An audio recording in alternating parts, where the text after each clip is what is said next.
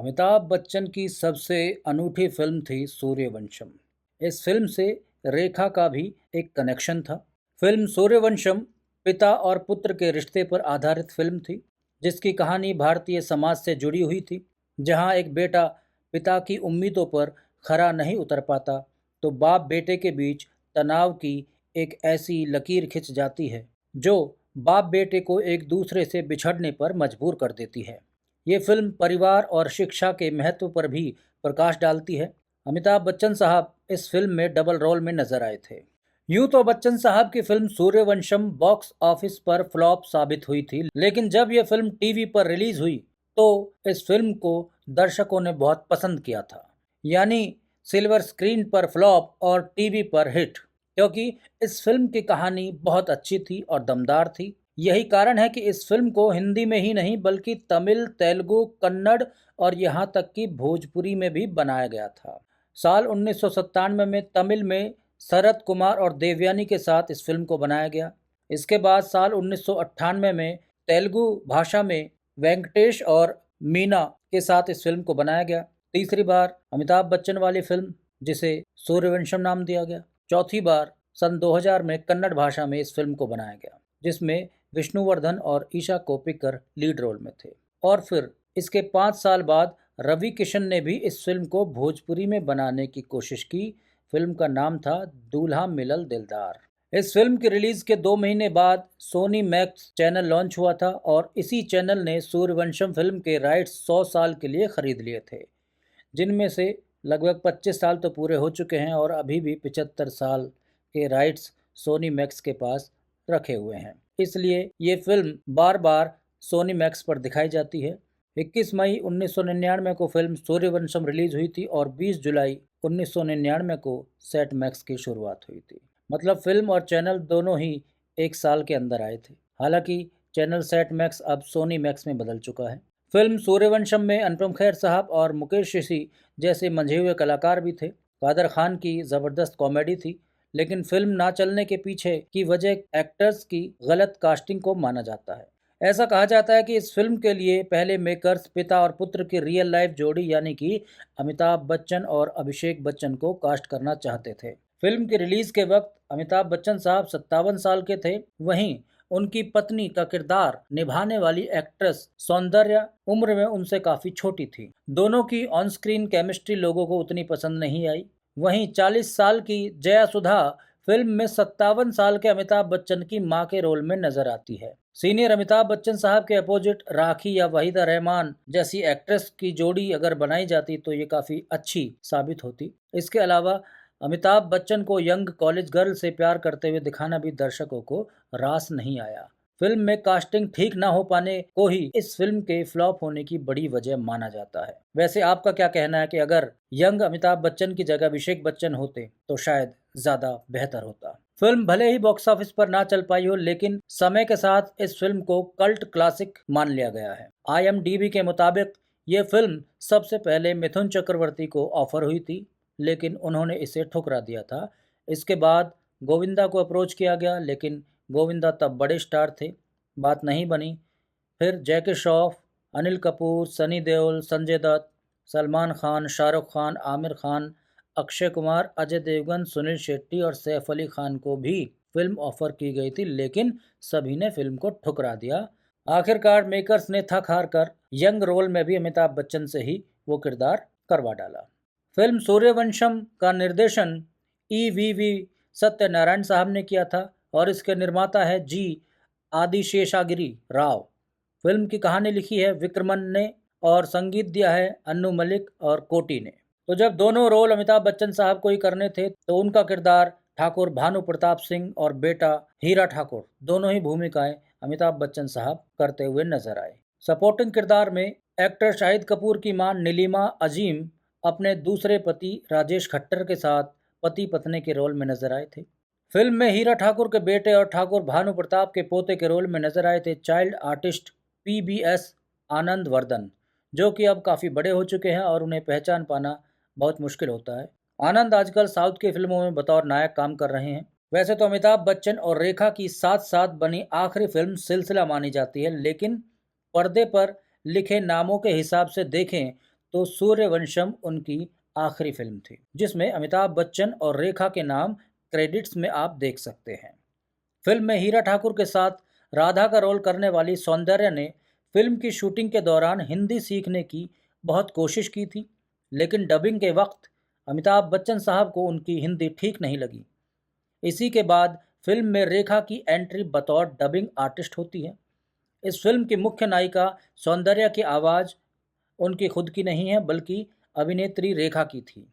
लेकिन कम लोगों को पता होगा कि इस फिल्म में ठाकुर भानु प्रताप सिंह की पत्नी और हीरा ठाकुर की मां अभिनेत्री जया सुधा की आवाज़ भी अभिनेत्री रेखा की ही है।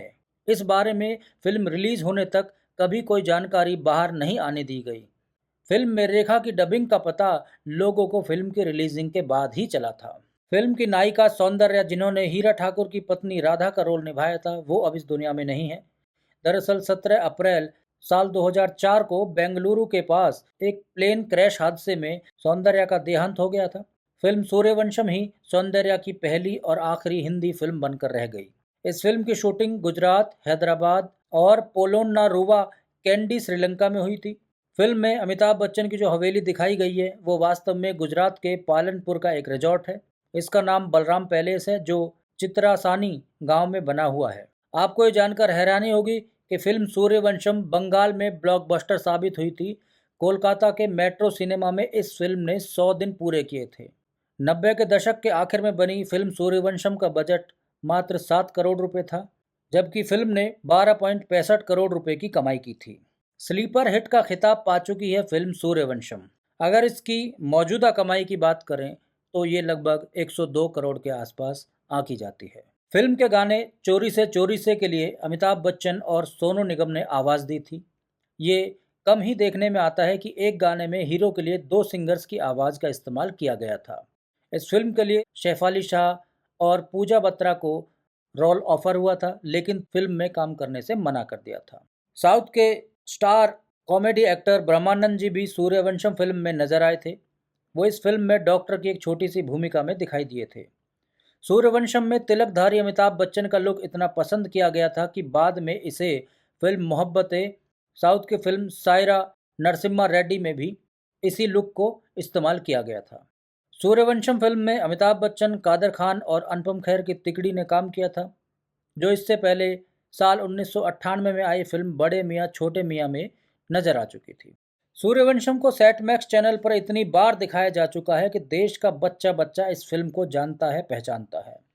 इस फिल्म के बारे में इतने मीम्स डिजिटल दुनिया में बन चुके हैं कि उनका भी एक अलग रिकॉर्ड बन चुका है। ऐसे मीम्स की अगर बात की जाए तो किसी भी हिंदी फिल्म पर इतने मीम्स कहीं नहीं बने जितने सूर्यवंशम फिल्म पर बनाए गए हैं। अमिताभ बच्चन साहब के हीरो के रोल से मोह तोड़ने का काम इस फिल्म ने किया था। एक युवा अभिनेत्री के सामने खुद को एक युवा के किरदार में पेश करने के चक्कर में अमिताभ बच्चन साहब को दर्शकों से इतना कुछ सुनने को मिला कि उन्होंने आगे का करियर ठाकुर भानु प्रताप सिंह वाले गेटअप में ही जीने का फैसला कर लिया और हीरा ठाकुर वाली जो इमेज थी उसको हमेशा हमेशा के लिए उन्होंने विदा कर दिया। साल 1999 में अमिताभ बच्चन साहब की 4 बड़ी फिल्में रिलीज हुई थी, जिनमें सूर्यवंशम, लाल बादशाह, हिंदुस्तान की कसम और कोहराम। और देखने वाली बात यह है कि ये चारों ही फिल्में बॉक्स ऑफिस पर फ्लॉप साबित हुई थी। कोहराम फिल्म के निर्देशक मेहुल कुमार साहब ने इससे पहले काफ़ी बड़ी बड़ी हिट फिल्में दी है, जिनमें क्रांतिवीर और तिरंगा जैसी सुपर डुपर हिट फिल्में शामिल हैं, लेकिन साल 1999 उनके लिए टर्निंग पॉइंट साबित रहा। इसके बाद उनका करिश्मा लगातार कम होता चला गया। कोहराम से ठीक पहले उन्होंने अमिताभ बच्चन साहब को लेकर मृत्युदाता बनाई थी और वो फिल्म भी सुपर फ्लॉप साबित हुई थी। लाल बादशाह फिल्म ने इसके निर्देशक केसी बोकाडिया का भी पैकअप करा दिया था। हालांकि वो इसके बाद भी कुछ सालों तक एक्टिव रहे, लेकिन लाल बादशाह के फ्लॉप होने के ठप्पे ने बोकाडिया साहब को अंदर से तोड़ दिया था। बात करें हिंदुस्तान की कसम की, तो इस फिल्म से मशहूर स्टंट डायरेक्टर निर्देशक वीरू देवगन, जो अजय देवगन जी के पिता हैं, वो पहली बार डायरेक्टर बने थे। फिल्म में अजय देवगन भी थे, लेकिन ये फिल्म भी फ्लॉप रही थी। वीरू देवगन ने इसके बाद दूसरी कोई फिल्म डायरेक्ट नहीं की। सूर्यवंशम फिल्म के निर्देशक EVV सत्यनारायण तेलुगु सिनेमा के मशहूर डायरेक्टर रहे हैं, लेकिन उन्होंने भी सूर्यवंशम के बाद दूसरी कोई हिंदी फिल्म बनाने की हिम्मत नहीं दिखाई। फिल्म सूर्यवंशम की कहानी एक ठाकुर परिवार की कहानी है जिसका मुखिया भानु प्रताप सिंह अपने 3 बेटों और एक बेटी के साथ इलाके का मुखिया बनकर रह रहा है। भानु प्रताप के 2 बेटे तो पढ़ लिख कर कुछ बन गए, लेकिन तीसरा बेटा हीरा ठाकुर शुरू से ही नटखट रहा है। स्कूल के दिनों में जिस लड़की से वो प्रेम करता था, वो उसे धोखा देकर चली गई। अब घर में वो नौकरों की तरह काम करता है। बाप उसे बिल्कुल भी देखना पसंद नहीं करते। राधा उसकी ज़िंदगी में नई रोशनी बनकर आती है। वो खुद तो आईएएस बन जाती है और अपने पति हीरा को बड़ा कारोबारी बनने में मदद करती है। दोनों का बेटा अपने दादा से मिलने जुलने लगता है और वो बाप बेटे के बीच की दीवार को करीब करीब गिरा ही देता है कि तभी भानु प्रताप के खाने में मौजूद जहर के चलते वो मृत्युशैया तक पहुंच जाते हैं।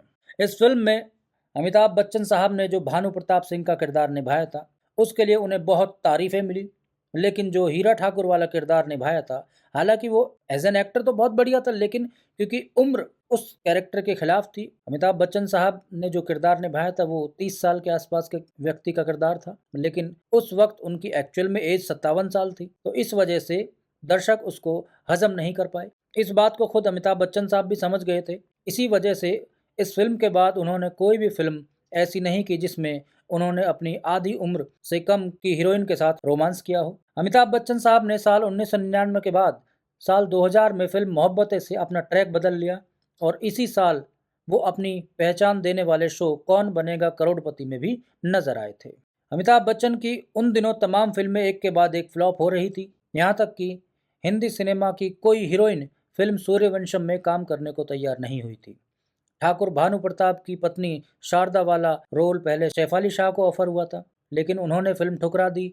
इसी तरह रचना बनर्जी वाला किरदार उस वक्त पूजा बत्रा को ऑफर हुआ था, लेकिन उन्होंने भी ऐसा किरदार निभाने से मना कर दिया क्योंकि वो अनिल कपूर के साथ विरासत में ऐसा किरदार निभा चुकी थी। सो उन्होंने भी बहाना बनाकर अपना पल्ला इस फिल्म से झाड़ लिया।